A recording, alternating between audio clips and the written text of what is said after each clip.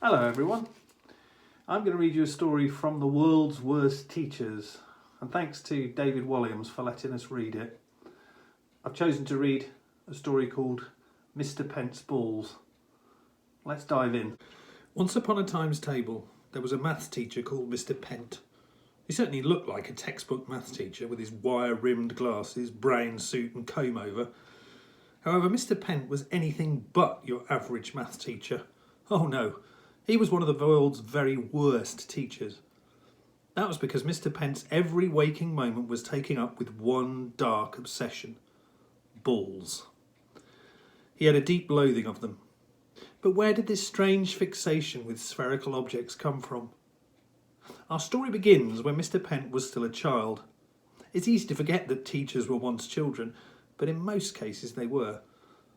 Some babies you knew immediately were destined to become teachers because they were born with teacherly scowl of disapproval on their face. As soon as he was put in his cot, baby Pent was counting the beads above his head. Soon he was writing complex mathematical equations on the wall with his alphabetti spaghetti. It was when, as a toddler, he began giving his parents algebra homework that they knew for sure their little boy was destined to be a maths teacher. One day, when Mr Pent was just 10 years old, he suffered a terrible accident. The boy was struck on the head by a ball, and not just any ball, a demolition ball. As balls go, this has to be one of the biggest and heaviest there is. After all, it's made of steel and swung from a crane to destroy buildings. Bish, bash, bosh. Being a child whose fate it was to become a maths teacher, it will not surprise you to learn that Master Pent had no time for toys or games or anything that might be considered fun. No, this mathematics-loving child filled his days with times tables, prime numbers, fractions, quadratic equations, trigonometry, and for most of us normal folk, the absolutely dreaded long division.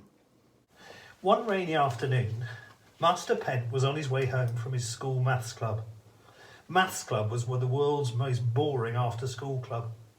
Mr Pent was, in fact, the only member of this club.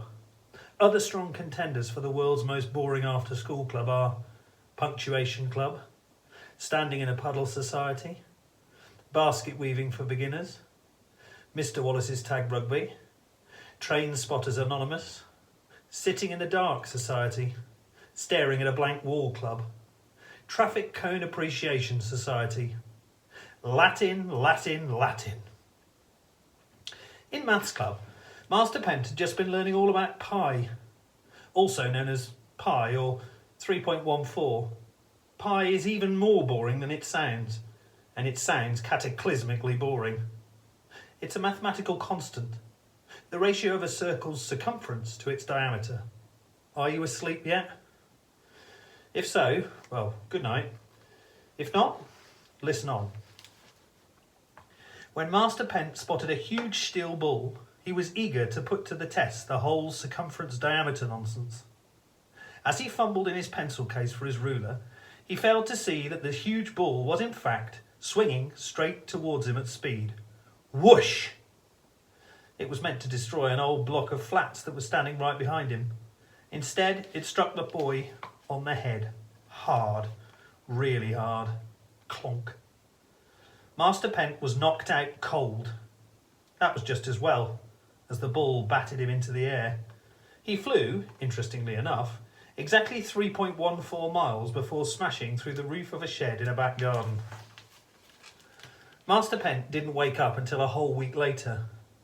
He discovered he was in hospital with an incredibly sore, bandaged head. "Ow!" he yelped. "My head hurts." The boy had to keep the bandage on for 6 whole months and looked as if he were wearing a nappy on his head. "Ha ha, nappy boy," laughed the other kids. "Humph," he harumphed. Ever since the fateful day of his accident, Pent detested balls of any kind. The sight of anything round was enough to bring back terrible memories of that great steel ball. Clonk. So when he grew up and became a maths teacher, Mr Pent was dismayed to find that at St Aub's School, where he taught, there were balls, balls and more balls, each one reminding him of the worst day of his life. Balls here, balls there, balls everywhere. In the playground, footballs, tennis balls and even ping pong balls would bounce at him from every angle. Boing, boing, boing.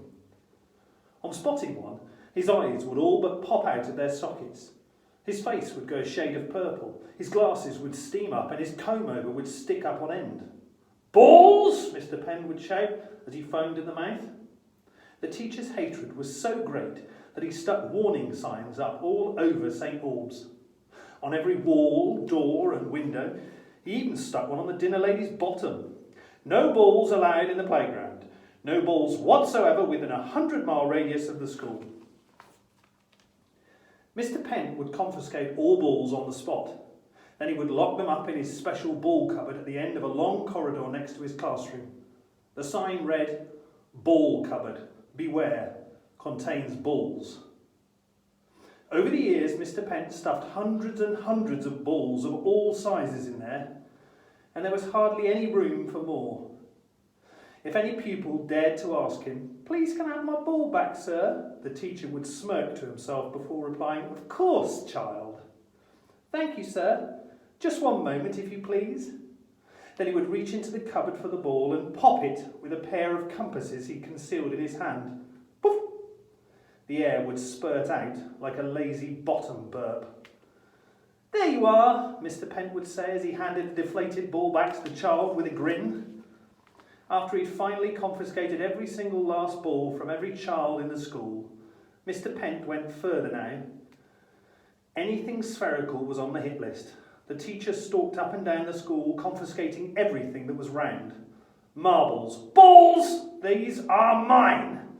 A space hopper from under a pupil. "Boing! Balls! That is confiscated." A gobstopper from the mouth of the gardener. "Balls! Spit that out!" The globe from the geography classroom. "Balls! Balls are forbidden on school premises." A suspicious-looking pea from the dining hall. "Balls! That pea could have an eye out." A string of pearls from around the neck of the headmistress, Mrs Stade. "Balls! Headmistress! Balls! You of all people should know better. Balls!" It was confiscation cavalcade. Pent was on a roll, which was odd for someone who hated everything that rolled. Things came to a head the day the boy named Roland, who happened to have rather a round head, faced the full force of Pent's fury. "Balls! The globular shape of your head is in contravention of our school rules." "But sir," protested Roman, "it's not my fault that my head's round. I was born that way." "No buts, boy. You and your head are confiscated." With that, Pent picked up the boy, tucked him under his arm and marched off down the school corridor before stuffing him in the cupboard. Squish, squash, squish. Bolt. "Let me out!" cried the boy. "Please, I've got exams." "Not until your head changes to a squarer shape." "Balls!" Needless to say, this was the tipping point for the pupils at St Albans. With their friend Roland stuck in the cupboard, they were now furious with Mr Pent. It was impossible to live under his tyranny a day longer. The most rebellious of all the pupils was a girl named, as luck would have it, Rebel. Rebel, who lived up to her name with an individual take on school uniform, a skinny tie, a pop group badge, a puffy skirt and chunky shoes, hair scrunchies, a short blazer, graffiti on her school bag and colourful socks, decided to hold a secret meeting of all the kids at the school. No teachers allowed. During a lesson, Rebel whispered in her best friend's ear, "Everyone meet after school in the park. Pass it on." This was passed on from one child to another. Soon the message became mangled. Park meet in the school after everyone. Meet after the park, everyone in school. School everyone in the meet, park after. However, as soon as the bell rang for the end of school, ding! A rushing river of children ran to the park. Rebel climbed to the top of the climbing frame to address her fellow pupils. The girl was a natural rabble-rouser and spoke with an urgent energy that inspired all those that heard her. "Have you had enough of Mr Pent confiscating all our balls?" she cried. "Yes!" cheered the crowd. "Do you want to rescue Roland from the ball cupboard?" "Yes!" said the crowd. "Do we all need to get our own back on Mr Pent?" "Yes!" "Are you with me?" "Yes!" Rebel expounded her plan. It was quite brilliant, but would only work if every single kid in St Albans played their part. And they would need to play it to perfection. That afternoon, all the kids left the park excited about what tomorrow would bring. The bell rang for lunch break the next day. Ring! As the kids streamed out of the school building into the playground, Mr Pent was on the prowl, as always. "Balls, balls, balls!" he muttered to himself, his eyes darting around to spot one. On Rebel's signal, it was time for the pupils to begin phase 1 of their plan. A group of kids began playing football. Another group started playing cricket. Still more played hockey, tennis, bowls, ping pong, or even snooker. Any game you can think of that involves a ball. They played it as noisily and as boisterously as they could. Goal! Game, set and match! Pass the ball! Except there were no balls. Not one. The hundreds of kids were all taking part in a ginormous trick. Every single one of them was miming. Of course, Mr Pent knew absolutely nothing of this scheme. How could he? The teacher could see all the kids running after a ball, kicking a ball, bowling a ball, hitting a ball, potting a ball. The thing was, he couldn't actually see a single ball. Mr Pent exploded like an angry volcano. His face went fiery red and steam came out of his ears. His eyes boiled in his head. "Balls, balls, balls, balls, balls!" he kept shouting over and over again before he managed to bellow, "What's the meaning of this?" "What's the meaning of what, sir?" asked Rebel innocently as she sidled up to him. "The entire school is playing with..." He could barely bring himself to say the B word. "Balls!" "I know, Mr Pent, sir. It's absolutely terrible that everyone would disregard your rules." I know. Can they not read the signs? There, and there."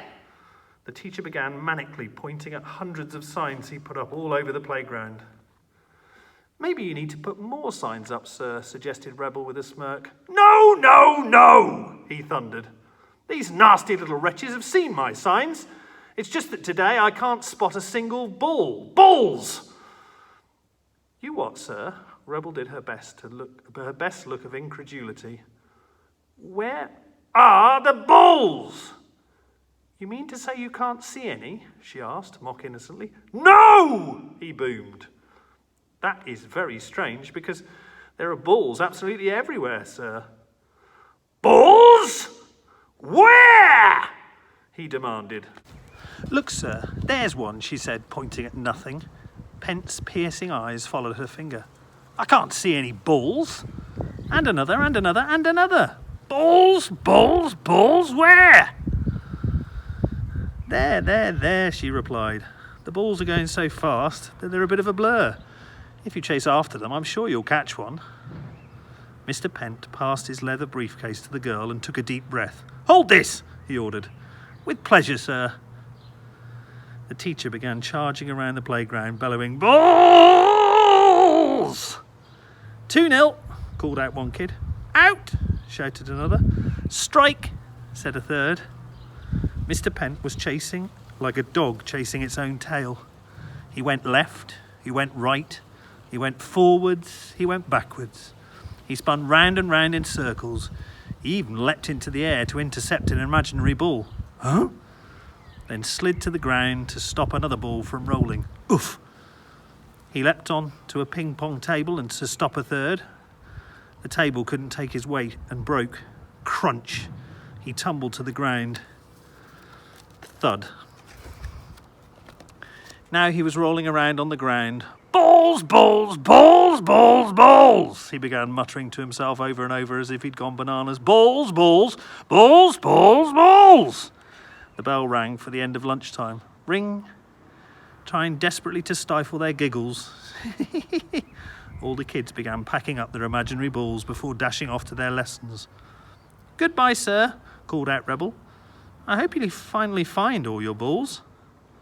This caused fits of giggles from the kids. Ha ha ha.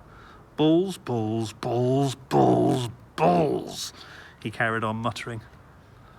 A window opened at the top of the school building, and Mrs. Stade poked her head out and shouted, "Pent?" "Yes, balls? I mean, headmistress," he called back from the playground. "I don't pay you good money to lie on the ground. Up, man, up, up, up." Mr. Pent scrambled to his feet. "I'm so sorry, headmistress. Balls?" "I should hope so. Now off to your lesson, at once. And stop saying balls." "Balls? I mean, yes, balls!" All the kids had pressed their faces up against the windows and were looking on with wide-eyed delight. It was time for phase 2 of their plan. As a still dizzy Mr. Pent wobbled through the empty playground, Revel gave the order. "Now!"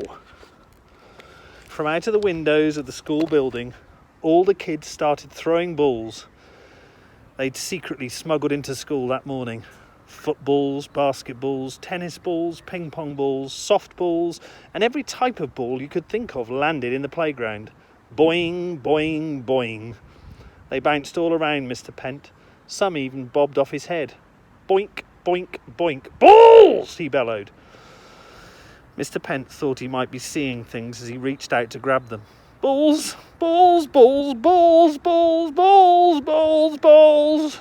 He caught some in his hand. But there were far too many of them for him to hold. With a look of glee on his face, he began stuffing the balls about his person. Footballs were squeezed down his trousers, tennis balls up his jumper, cricket balls under his arms, a basketball under his chin, and a dozen ping-pong balls in his mouth. Looking as if he'd been inflated, Mr. Pent waddled across the playground.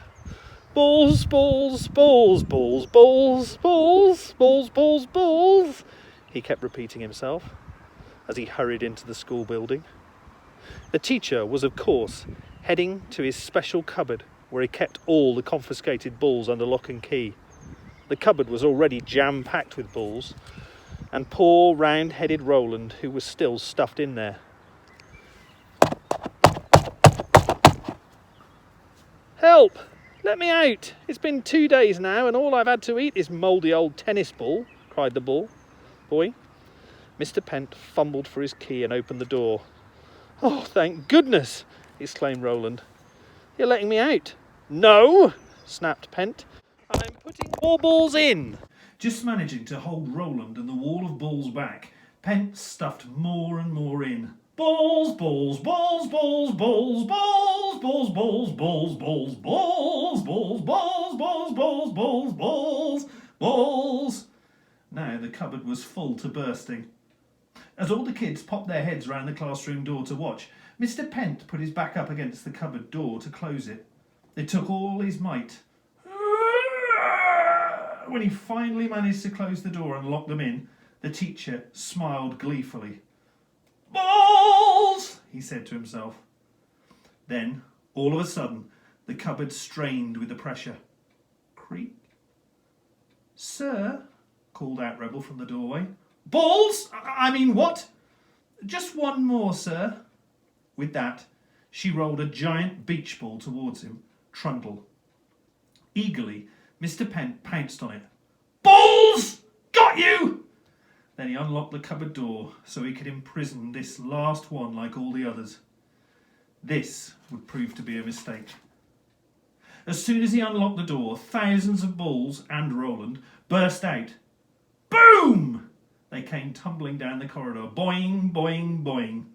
It was a tidal wave of balls. Mr. Pent was swept off his feet.